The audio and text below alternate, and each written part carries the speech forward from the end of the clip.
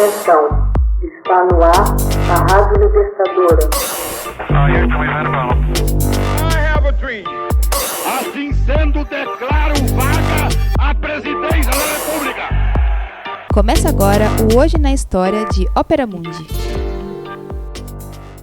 Hoje na História, 10 de maio de 1933.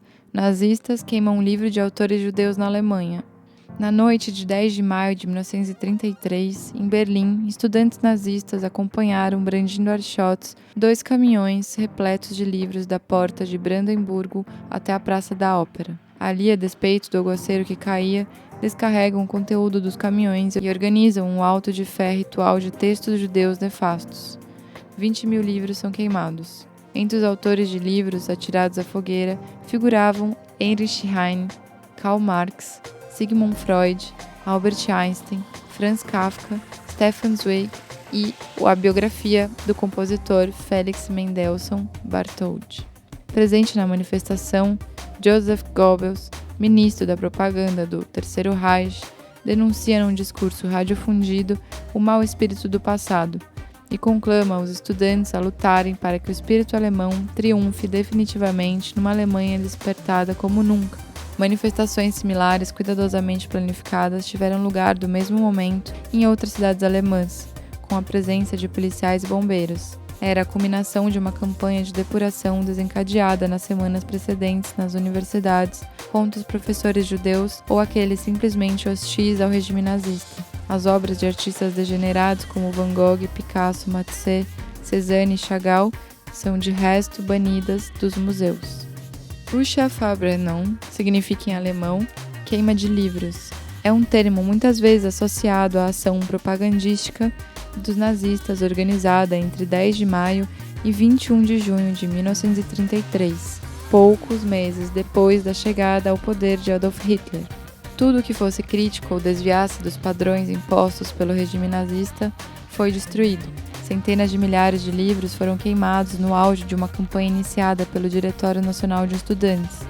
A organização deste evento coube às associações de estudantes alemãs NSDS, TB e ASTA, que com grande zelo competiram entre si, tentando cada uma provar quem era melhor que a outra. Foram queimados cerca de 20.000 livros, a maioria dos quais pertencentes às bibliotecas públicas, de autores oficialmente tidos como pouco alemães.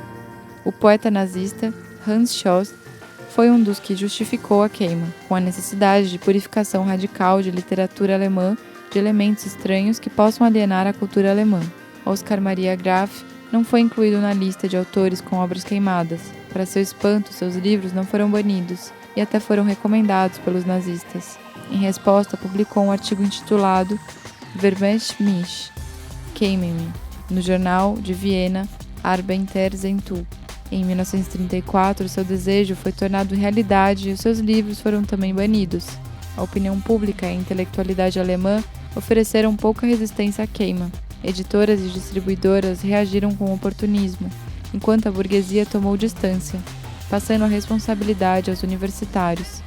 Também os outros países acompanharam a destruição de forma distanciada, chegando a minimizar a queima como resultado do fanatismo estudantil. Entre os poucos escritores que reconheceram o perigo e tomaram posição estava Thomas Mann, que havia recebido o Nobel de Literatura em 1929. Em 1933, ele emigrou para a Suíça e em 1939 para os Estados Unidos. Foi na Faculdade de Filosofia da Universidade de Bonn lhe cassou o título de doutor honoris causa. Escreveu ao reitor: "Nestes 4 anos de exílio voluntário, nunca parei de meditar sobre minha situação. Se tivesse ficado ou retornado à Alemanha, talvez já estivesse morto. Jamais sonhei que no fim da minha vida seria um imigrante, despojado da nacionalidade, vivendo desta maneira." Também Ricarda Rusch reiterou-se da Academia Prussiana de Artes. Na carta ao presidente, em 9 de abril de 1933, a escritora criticou os ditames culturais do regime nazista. A centralização, a opressão, os métodos brutais, a difamação dos que pensam diferente, os autoelogios, tudo isso não combina com o meu modo de pensar, justificou. Em 1934, a lista negra incluía mais de 3.000 obras proibidas pelos nazistas. Hoje na História, texto original de Max Altman, Organização Haroldo Cerávolo, gravação Michele Coelho, edição Laila Manoeli. Você já fez uma assinatura solidária de Opera Mundi? Com 70 centavos por dia, você ajuda a imprensa independente e combativa. Acesse www.operamundi.com.br/apoio.